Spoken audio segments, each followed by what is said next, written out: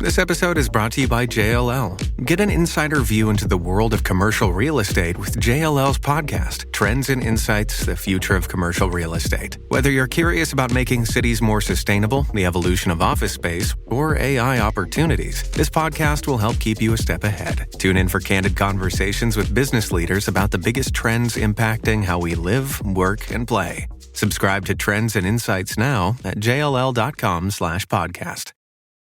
I'm Mo Rocca, and I'm excited to announce Season 4 of my podcast, Mobituaries. I've got a whole new bunch of stories to share with you about the most fascinating people and things who are no longer with us. From famous figures who died on the very same day, to the things I wish would die, like buffets. All that and much more. Listen to Mobituaries with Mo Rocca wherever you get your podcasts.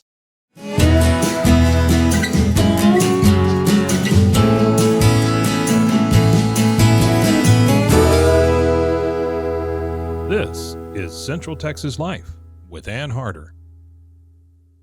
Hello, everybody. Welcome to Central Texas Life. Ann Harder here, and I have Nicole Sellers with us. She came all the way from Austin. Right. And you are the District Director of the U.S. Department of Labor Wage and Hour Division. Yes. That's a mouthful. It is. But it's the kind of thing, I had you on Central Texas Living several years ago, and it was kind of a big deal because you'd never done it. Really, the Labor Department folks don't do a lot of TV interviews. Absolutely. But when you think about it, there are a lot of people that are hiring people, that are employing folks.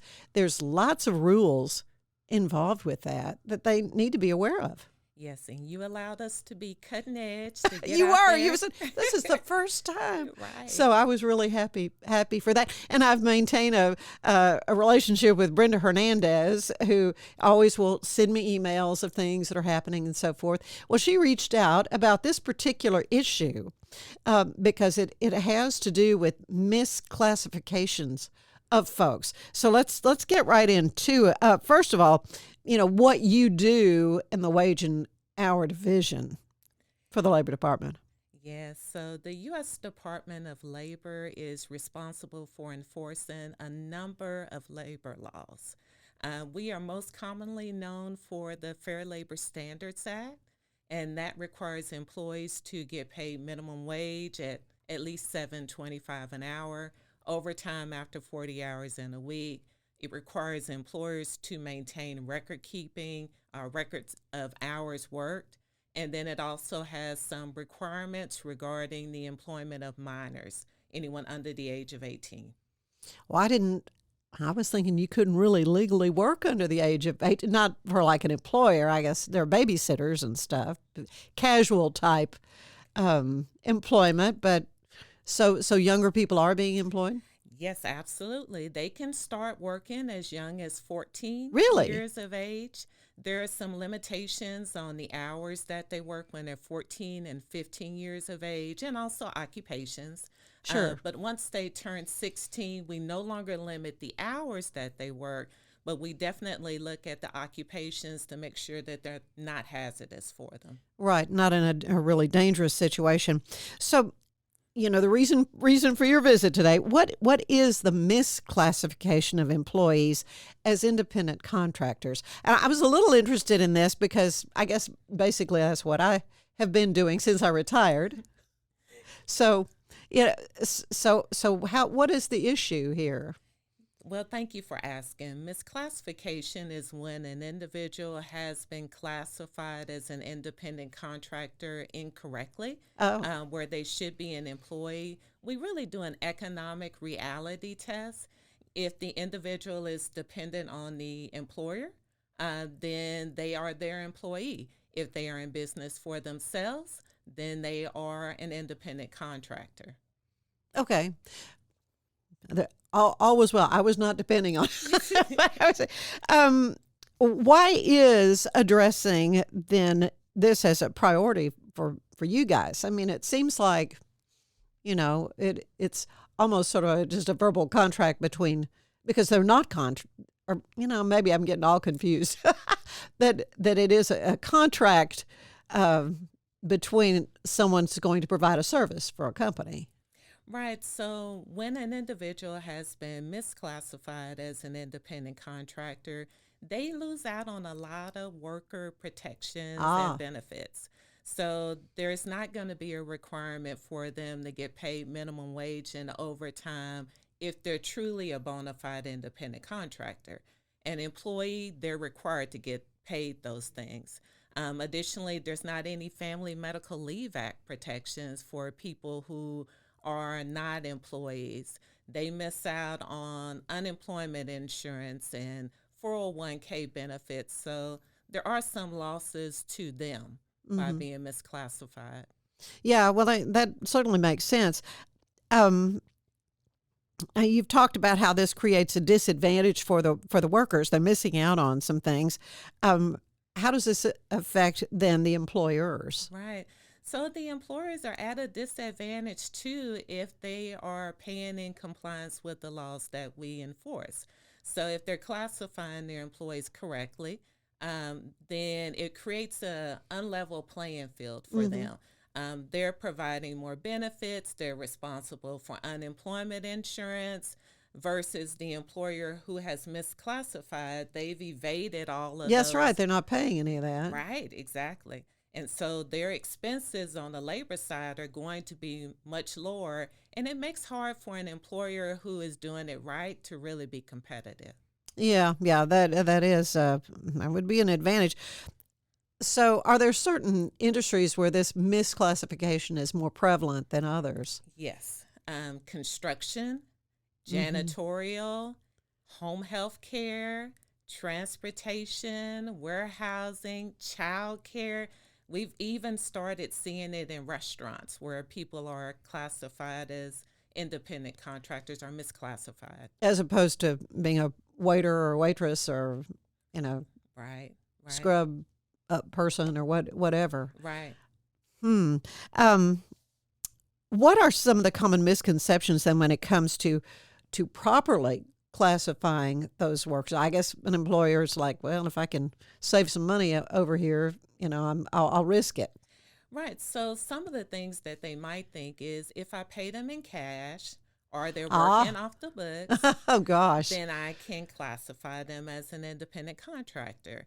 If I am paying them or giving them a 1099, then they're an independent contractor. If they've gone and set themselves up as their own business, and even they're saying, I want you to recognize me as being an independent contractor, we still ask employers to go through to look at the different criteria that are necessary for individuals to be considered bona fide independent contractors and go back to looking at what is the true economic reality. Am I, as an employer, controlling their hours? Am I controlling their pay? Am I providing all of the materials, the supplies, the equipment, all of those things that really lean more towards them being dependent on the And employer? actually being an employee. Right, Right, right. correct. Okay, very, very good. Um, so, what is the Labor Department doing to raise awareness and compliance? I mean, how are you even finding this out? Well, your podcast Okay, well, here we go. is Here we go. I mean, people, I think people don't necessarily want to be scofflaws when it comes to how they're supposed to be paying folks. You're absolutely right. Awareness is an important part of it. And so you mentioned Brenda Uh Hernandez. huh. She is our community outreach resource planning specialist. So another long That's, title. that's yeah, that's a mouthful. Right, but she does a lot. And part Hmm. of that is making connections with different organizations that can help us get out and educate employers. We are available to provide compliance assistance, webinars, materials, just anything that's helpful for an employer association or employers to know about the requirements of the law. They are also welcome to call into our toll free number. We don't take that information and then say, okay, we're going to investigate this Right. employer. It's just really so that we can be available to educate them and Hmm. help them to understand what compliance is. I think there's so many startup businesses. Well, in Waco, for example, I mean, so many new businesses that are around that weren't were here a few years ago and that have grown. There's just a lot to know. Right. And so we have a dual approach to compliance. Part of it is the enforcement, where we're going out and conducting the investigations. But the other part of it is really getting out and educating people. We try to get our materials wherever people will take it. Right. But there are consequences when you don't follow the rules. What are some of those, and how do you go about investigating those things? Yes, so typically our investigations are for a 2-year period of time. So we'll go back 2 years. So you really right. look at a long record, yeah. Right. We'll go back 2 years to determine the compliance and to see if employees have been paid correctly or classified correctly. If we find any back wages due, we will ask the employer to pay the back wages. There are sometimes liquidated damages that go along with that, and that is equal to the amount of back wages. It's damages that go directly to the employees. It's not a fine that comes back to the government. Okay. So those are different ways that we're able to go in and be able to address compliance moving forward. The employees also have the right to file private lawsuits. Oftentimes, the private action they're going to take could be more expensive or more costly for the employer. Yeah, they're better off following their rules when all that is said and done. So where can folks go to get more information, on this topic? It's like, well, I got some questions. They can call our toll-free number. Our toll-free number is 1-866-487-9243. They're also welcome to visit our website. It's www.dol.gov/agencies/WHD.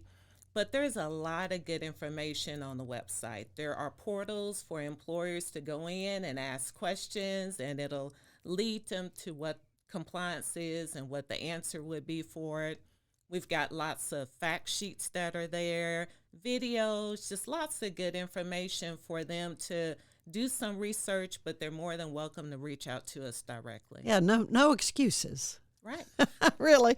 Well, I mean, in the things that they'd ask, basically, their name, address, phone number, basic things, the name of the company, and this is also for anyone who maybe thinks they should be classified as an employee.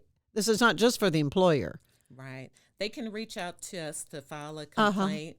The complaint process is confidentially, so their information is not shared with the employer to the maximum extent we can under existing law.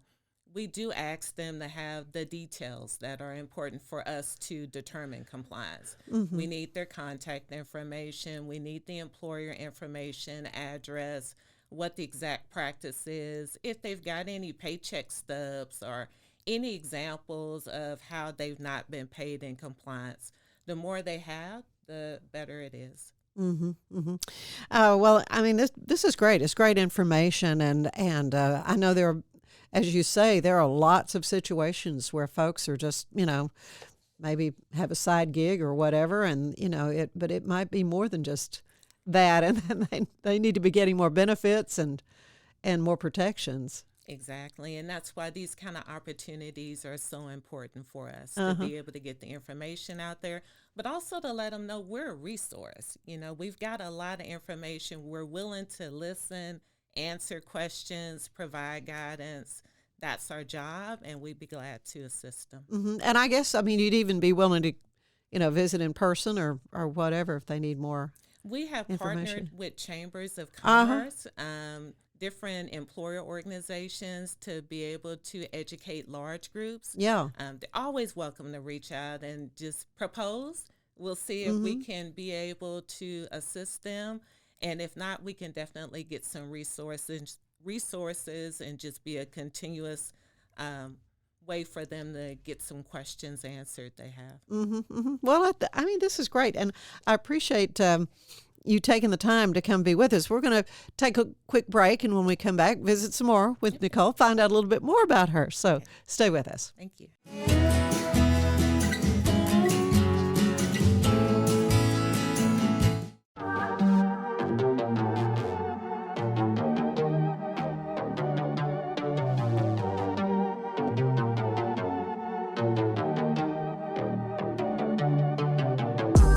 Hey y'all, I'm April, Hi, I'm Caroline. and we have a new podcast for you. What's it called, Caroline? Bloody Happy Hour. It's going to be your new favorite guilty pleasure. We're going to talk about some bloody stuff.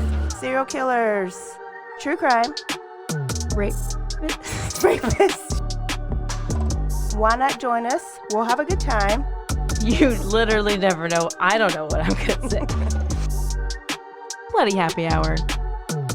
Apple Podcasts, Spotify, or wherever you listen to podcasts.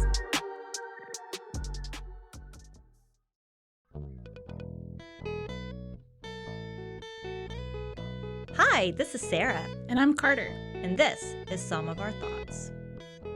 We're two Southern sommeliers, and we want to share everything we love and know about wine. We started hanging out during quarantine and cooking and drinking and listening to music, and we just thought this would be a great way to bring everything we know to you guys. We will make wine knowledge and food pairings easy and approachable. So put on your favorite vinyl, grab your favorite glass of wine, tune into our show, and let's have some fun. Wine and vinyl. So check us out on roguemedianetwork.com or wherever you get your favorite podcast. We'll be talking about a lot.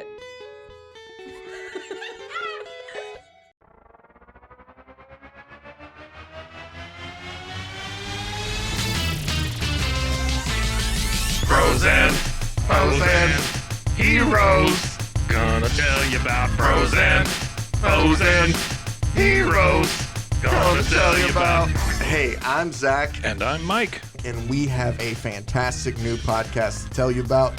Bros, Foes, and Heroes. It's the two of us looking into the world of comics, breaking down some characters that you may have never heard of, and some that are just absolutely ridiculous. Yeah, so Zach comes up with a character each time, and I go into it just completely blind. I don't know who this person is or what their abilities are or anything, and basically I guess we kind of go over their origin story and just some of the ridiculous stuff that maybe, especially Golden Age stuff. Oh, Golden Yeah. Age stuff is always the best, and we will make sure to highlight all of the shenanigans and just absolute weirdness Yeah. of everything. Yeah, that's right. So subscribe today and follow us on Instagram at Bros, Foes, Heroes. And if you don't, I know where you live. Not really, but please subscribe. Bros and heroes. Gonna tell you about bros and heroes. Gonna tell you about.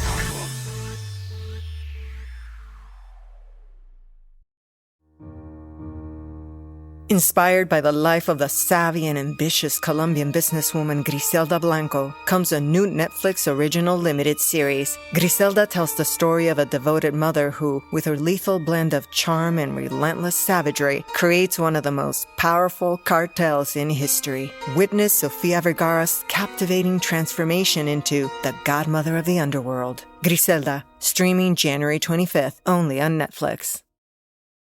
TIAA is on a mission. Why?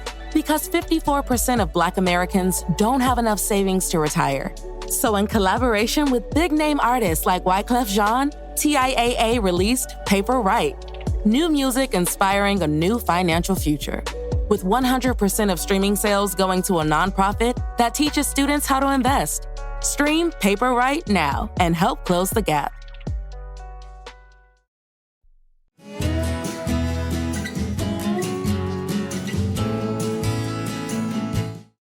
And I'm back with Nicole Sellers from Austin. It's been a while since we had a chance to visit. She was a guest on Central Texas Living on KXXV several years ago, again, representing the U.S. Department of Labor Wage and Hour, because, there's just a lot to know about, staying within the rules, and those things change, and, maybe what the impression somebody had about something being legal, maybe it's not anymore. Maybe there's some changes there. But tell me a little bit about yourself. Where are you from? How did you end up at the Labor Department?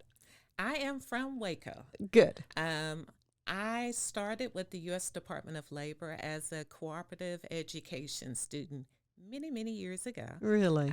And so I worked with them a couple of years as part of that program. And when I graduated, I was fortunate enough to be brought on full-time as an investigator. I worked as an investigator in Fort Worth for about 3 years. Did you? And I spent a lot of my career in Waco as an investigator. Mm-hmm. I was here for about 16 years and moved to Austin and have been in management positions since then. So, I mean, 3 wonderful cities in Texas. Does Waco still have your heart? Always, always. I still have friends here. I have family. Lots of great memories. Go Baylor Lady Bears. Oh, I yeah. was a big Lady Bears fan when we lived here. Went to a lot of games. Mm-hmm. Oh, yeah. Well, so tell me about your family. So I have adult children. Mm-hmm. My son is a graduate of Ohio State University. Oh, he went a long way off. He went a long way. Oh, Mom. And my daughter is in nursing school. Good. And my husband is in Austin enjoying the retirement life. Good. He worked in Waco for 40 plus years. Mm-hmm. Mm-hmm. Well, Austin's beautiful, beautiful city, and of course the Hill Country. That's you're getting into that part of Texas, which is just so lovely. So that's neat. What are your plans? I mean, how are you? I mean, your husband's retired. You thinking along that? At some time that will happen. I've been with the agency for 33 years. Have you now, really? And it's been a joy. I have enjoyed a lot of different aspects of the job. I enjoy being an investigator because you're on the ground level. Yeah. And you get an opportunity to work with employers and workers and get to be the person that's hearing them out. Yeah. That is unbiased and that is just making a determination based on the facts Right. and the law. Right. I enjoyed that. And now as a manager, I enjoy seeing my people do the same thing. I enjoy seeing them learn the job. I enjoy hearing the success stories. I still enjoy going to outreach events and seeing employers get that aha moment. Yeah, they go, now I get it. Now I get it. Yeah. That's great. That's great. Well, I like to wrap up these little visits with a little questionnaire. It's similar to the one the late, great James Lipton would use on Inside the Actors Studio. It's kind of my take on it. And the first question is, what is your favorite word? Empower. That's a good one. Yeah, I have, and really what you do empowers both the employer and the employee. Right, and it empowers our staff internally too. Yeah, good. What is your least favorite word? Hate. Yeah, I have heard that before. What turns you on, Nicole, creatively, spiritually, or emotionally?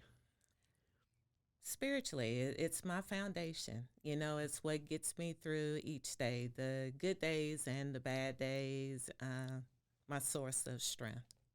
Yeah. Then what turns you off creatively or spiritually or emotionally? People that are closed off, not willing to learn, not being open to just opportunities to grow. Yeah, kind of my way or the highway. Right. Just seems like there's a lot of that these days. What sound do you love the most? Singing. Oh, do you? Yes. I was going to say, are you a singer? I do sing. Uh-huh. I don't know that I would consider myself good enough to go public with it, but I do enjoy singing. You can really let loose in the shower, right? Right. Now, what sound do you hate? Chewing on ice. Really? Yes. Oh, that's interesting. Mm-hmm. And it's not really good for your teeth No, to do it. no. That's a hard thing. Now you've been working with the Department of Labor for a long time, decades. What other profession would you have liked to try?